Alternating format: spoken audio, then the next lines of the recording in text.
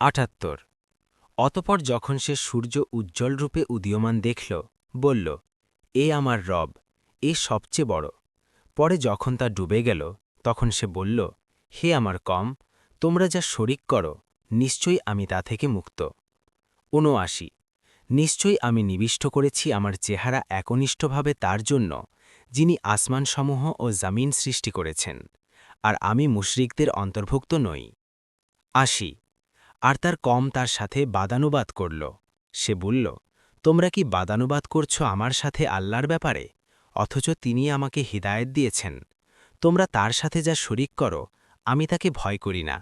তবে আমার রব যদি কিছু করতে চান, আমার রব ইলম দ্বারা সবকিছু পরিব্যাপ্ত করে আছেন। অতপর তোমরা উপদেশ গ্রহণ করবে না।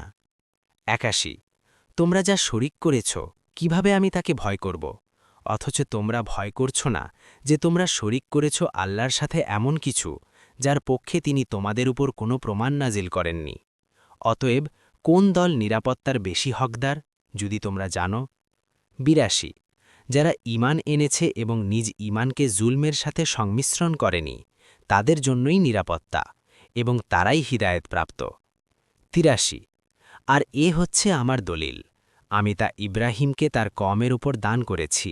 আমি যাকে চাই তাকে মর্যাদায় উঁচু করি। নিশ্চয়ই তোমার রব প্রজ্ঞাময়, সর্বজ্ঞ।